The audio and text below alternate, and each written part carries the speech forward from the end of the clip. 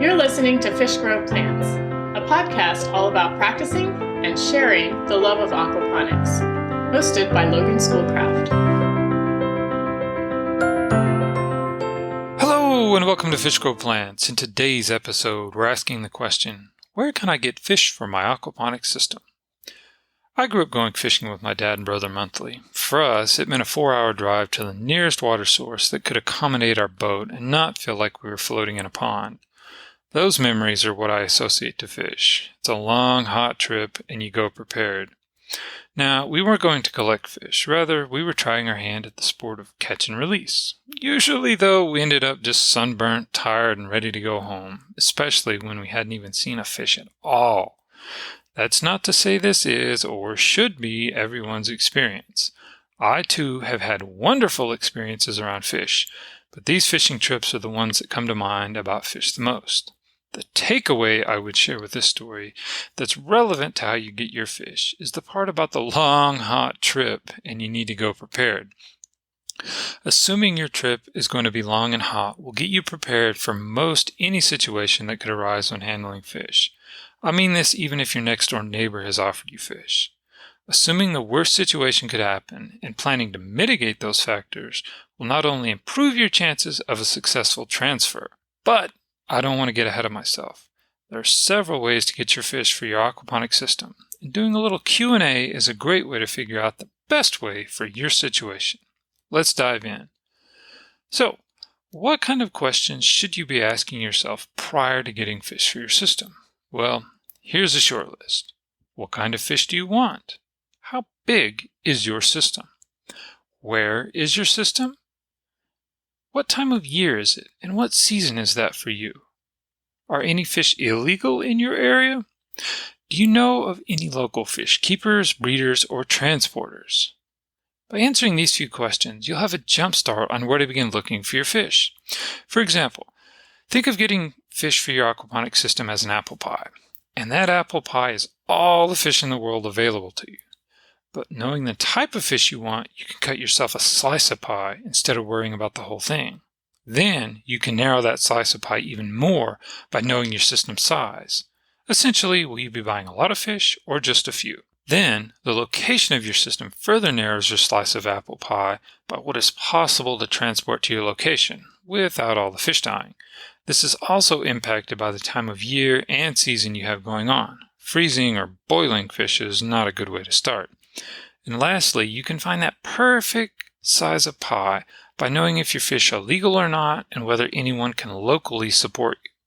As I say this, it sounds like a lot, but if you just take the time to write down your answers, you'll probably see a clear solution form that may not have appeared to you before. At least this exercise helps me. Okay, great. Now you probably want to know a little more. Well, how about the options to actually fill your fish needs? If I simplify all the variations I'm aware of, I come up with essentially 3 options. They are 1.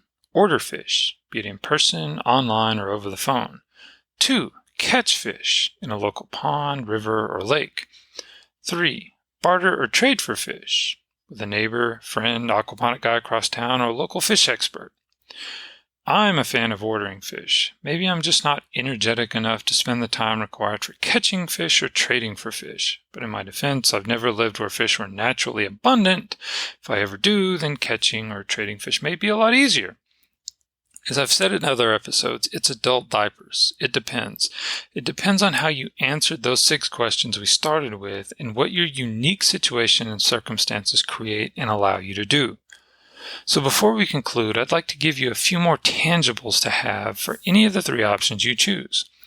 Again, I just want to reiterate to make sure the fish you want are legal in your area and where you have the permit or authority to have them.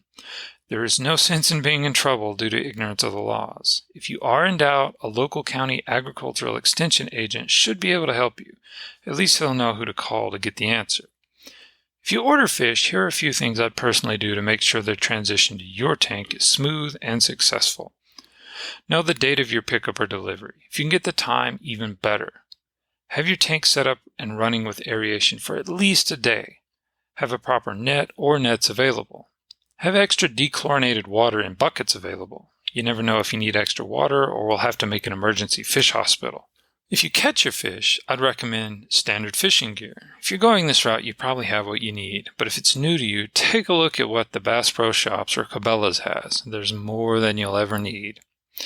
A good insulated cooler with some form of aeration to bring your fish back in would be good.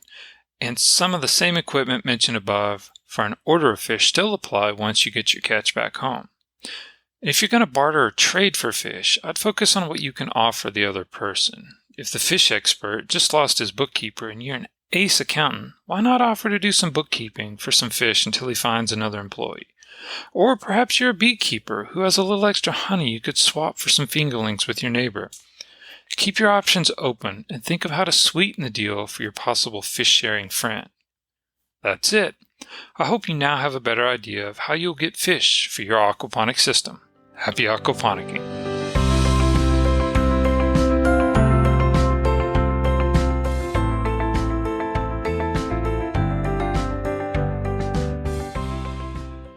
Questions! Let me have them. Do you need clarification, more information, or maybe you just have a tangent thought? Send all your thoughts my way.